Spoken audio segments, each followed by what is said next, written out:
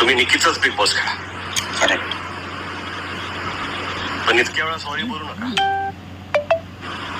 की एक दिवस प्रेक्षक तुम्हाला सॉरी म्हणतील आणि या बिग बॉस मराठी म्हणून तुम्हाला बाहेर करतील. कारण यावेळी तुम्ही जे वर्षाजींना बोललात ना, त्यासाठी माफी नाही.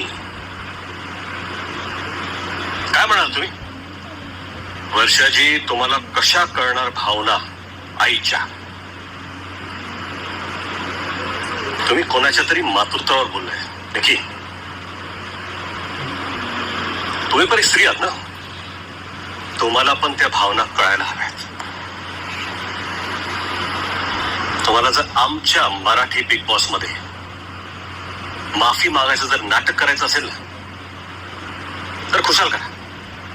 पण सगळ्यांना कळतंय हे नाटक आहे. सॉरी म्हणणं पण तुमच्या चेहऱ्याच्या वर जी मेकअप आहे त्याच्यावरच फक्त एक लेअर आहे. अख्खा महाराष्ट्र बघतोय. पहिल्या आठवड्यात तुम्ही सॉरी म्हणालात, दुसऱ्या आठवड्यात सॉरी म्हणालात, आणि आता तेच. निकी, सॉरी ना इथून आला पाहिजे, हृदयातून, फक्त ओठावरती नाही. करेक्ट. तुमचं एक ठरलेलं आहे की रागाच्या भरात मला जे बोलायचं ते मी बोलीन, नंतर सगळं शांत झालं की मी माफी मागेन आणि अजून एक आठवडा मी पुढे जाईन. बोला, या विषयावर तुम्हाला काय बोलायचं? सर, ते चुकून निघालं आणि मला ते फील झालं, पण मी गिल्ट मध्ये होती की जे मी बोलली ते म्हणजे कसं त्याला कव्हर करू, की खरंच माझ्या मनाला सुद्धा ते वाईट वाटलं जे मी बोलली. काही गोष्टी कव्हर होत नाहीत निकी. हो सर. काही गोष्टी ना हृदयाला अशा लागतात की असं तोंडातून निघून गेलं असं होत नाही. तुम्हाला माहिती आहे, तुम्ही एका शो मध्ये आहात, 100 कॅमेरे आहेत, प्रत्येक शब्द हा कॅप्चर केला जातो आणि तुम्ही जे बोलताय ते घराघरात लोक पाहतायत. ती जबाबदारी तुम्ही घेतली पाहिजे की आपण काय बोलतोय.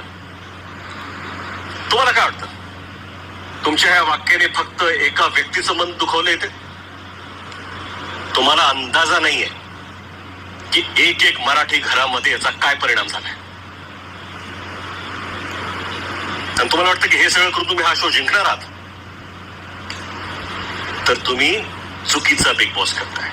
निकीच्या बिग बॉस मधून बाहेर पडा आणि बिग बॉस मराठी हा गेम शो खेळा. वर्षाजी,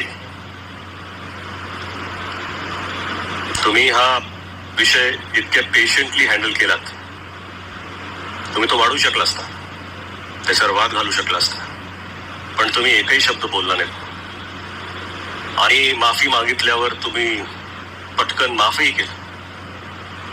त्याबद्दल खरंच तुमचं कौतुक आहे.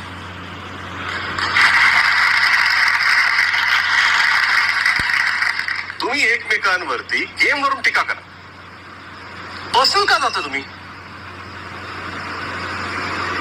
कुठल्याही राऊंड मध्ये जर बाहेर गेलात ना, लुझर म्हणून बाहेर पडू नका.